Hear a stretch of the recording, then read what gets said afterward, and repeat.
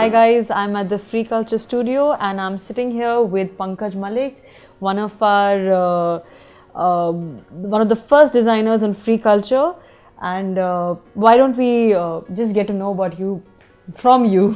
So Pankaj, what do you do? So guys, I'm Pankaj Mullick. I have been one of the earliest movers on FREECULTR Express, as you said. And what I do is now I work with both visual and performing arts. Okay. It's a arts practice called Art Collide. We work with artists across all disciplines. Okay.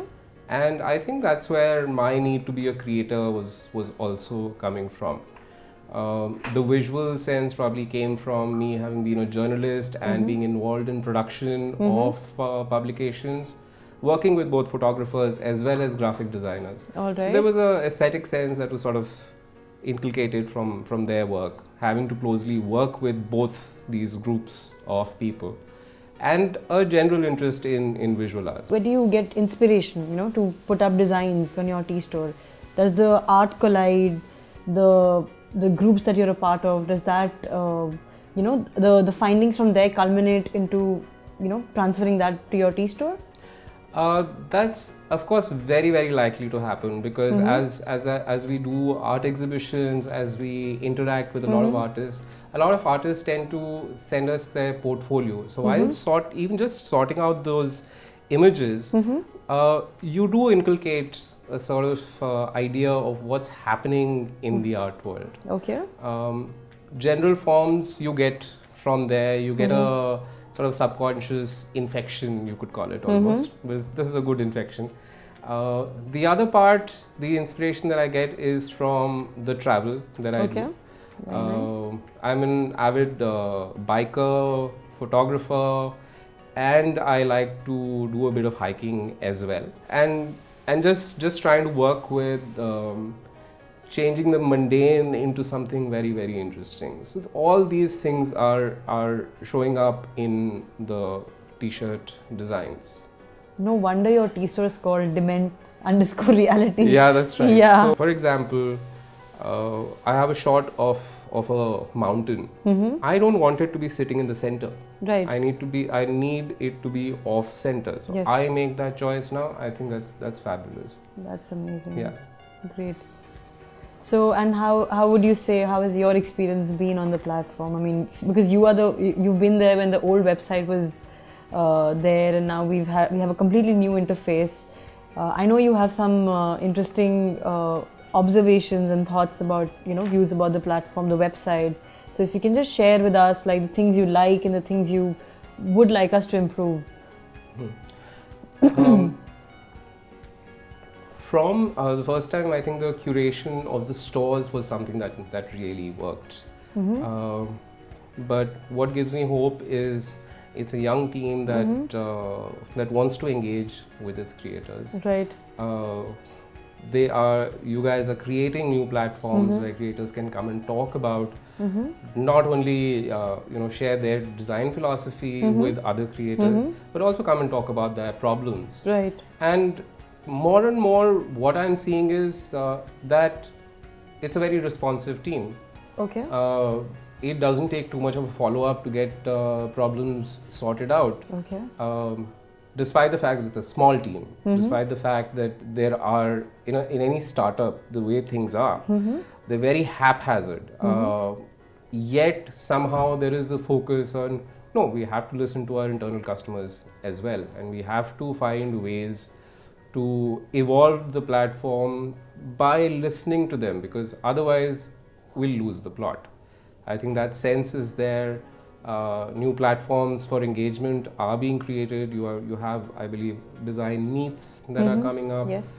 There is these kind of interviews, and since your footprint is really very huge when it comes to creators, these kind of engagements will be very important.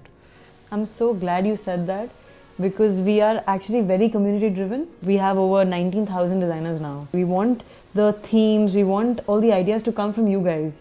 So because we are that's the number. significant stakeholders in this Absolutely, in this process. absolutely. The engagement on this medium, I believe, is different. How do you promote your designs? From people I meet on the travels, I'll connect with them, I'll tag them. You know, there's a shared memory. Right. So then they have a stake in it. Okay. Amazing. So then they're encouraged to sort of share it, post on Facebook, post on Twitter, find Instagrammers who will be interested. There is fulfillment at various levels. There is the monetary fulfillment, of course. At the same time, it's the fact that your designs are not sitting in a hard drive somewhere, or your photographs are not sitting in a hard drive. So they're out there. It's getting used. It's appreciated or not appreciated. So at least you learn from the feedback that comes your way.